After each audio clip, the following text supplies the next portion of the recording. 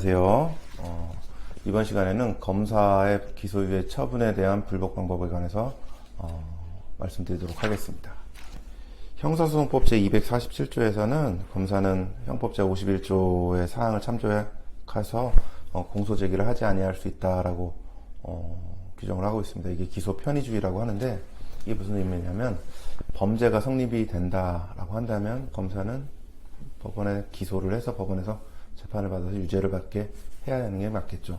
하지만 여러 가지 좀 참작할 사정이 있다. 사안이 가볍고 합의가 되었다. 또 당사자가 받게 되는 불이익이 굉장히 크다.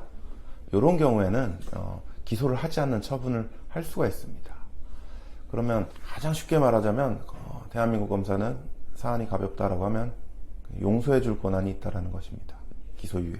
기소해서 처벌을 해야 되는데 처벌받지 않게 해줄 수 있는 권한인 거죠. 근데 기소유예는 기소를 하지 않는 것이니까 이게 불기소 처분입니다. 하지만 검사는 유죄라고 판단을 한 것이죠. 근데 이제 법원에 넘어가서 벌금 이상 받는 것을 전과라고 하기 때문에 전과상의 불이익은 없습니다. 근데 당사자로서는 나 죄가 없는데, 나 무죄가 맞는데 검사가 나를 유죄라고 하네. 하지만 불이익은 없어. 이럴 때 좀 억울할 수가 있겠죠. 또 이제 공무원이라고 한다면 기소유예도 검사가 죄가 있다라고 잠정적으로 판단을 해준 것이기 때문에 징계를 받게 되고 어떤 불이익이 분명히 발생을 합니다.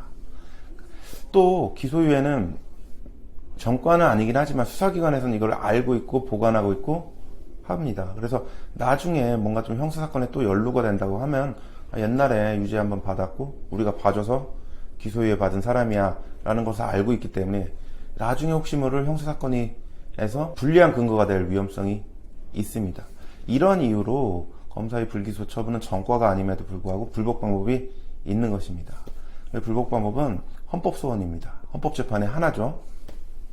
너무 좀 거창하고 부담스러울 수가 있습니다. 근데 왜 헌법재판을 해야 되느냐? 현행법상 기소유예 처분을 불복할 수 있는 방법은 없기 때문에 이럴 경우 유일하게 할 수 있는 게 헌법재판밖에 없기 때문입니다. 근데 일반적으로 헌법재판하면 헌법에 반해서 법률의 위헌이라든지 어떤 탄핵이라든지 뉴스에서 보던 걸 보면은 굉장히 부담되고 과연 인용이 될 수 있겠느냐 이렇게 걱정을 할 수가 있는데, 검사가 기소유예 처분을 하는 경우는 이 당사자가 당연히 무죄라고 주장함에도 불구하고 기소유예 처분을 하는 경우는 약간 좀 애매한데 기소를 하기에는 부담돼요. 근데 무혐의를 하기도 부담돼요. 그럴 때 기소유예라는 중간치를 선택을 해서 하는 경우가 있기 때문에 생각보다는 법리적 근거가 부족한 경우가 많습니다. 그래서 헌법소원을 했을 때 인용률은 일반적인 다른 헌법재판보다는 좀 높습니다. 제가 한번 통계를 내보지는 않았는데 대략 보면은 10%까지는 아니더라도 10%에 가까울 정도로 생각보다 인용률이 높다라는 부분입니다.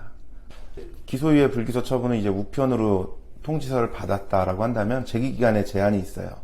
90일 1년 내에 헌법소원을 제기를 해야 되는데, 통지를 받았다라고 하면은 내가 어떤 처분이 있다라는 걸 알았기 때문에 90일 내에는 반드시 헌법소원을 청구를 해야 된다라는 부분을 알고 계시면 좋을 것 같습니다.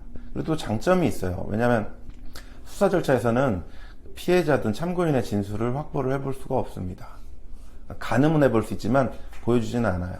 근데 헌법소원을 청구를 하게 되면 검사가 이 처분이 정당하다라는 점을 밝히기 위해서 수사기록을 제출을 하고 헌법재판소에서 우리는 기록을 복사를 해볼 수가 있습니다. 그럼 내 진술뿐만 아니라 피해자 진술, 다른 증거 진술들을 모두 확인을 해볼 수가 있죠. 그래서 그걸 확인해보고 더 구체적으로 기소유예 처분이 잘못됐다, 이건 무죄고 무혐의 처분을 했어야 되는 건데 검사가 유죄라고 판단한 게 잘못된 거다라고 주장을 해서 판단을 받을 수가 있는 장점이 있습니다.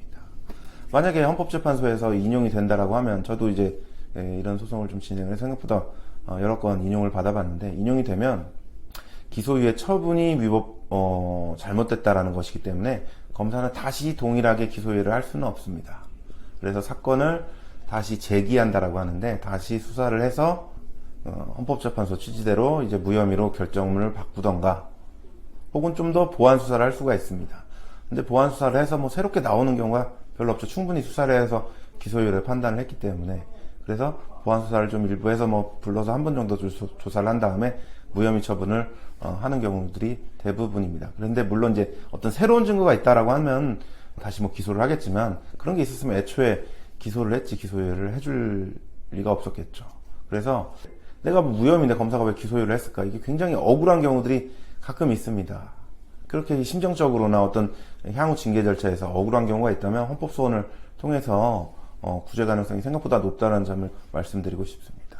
예, 본 영상과 관련해서 궁금하신 부분이 있으면 댓글로 남겨주시거나 혹은 뭐 요청하실 부분 있으면 남겨주십시오. 저희가 반영을 해서 영상 제작하거나 답변 드리도록 하겠습니다. 감사합니다.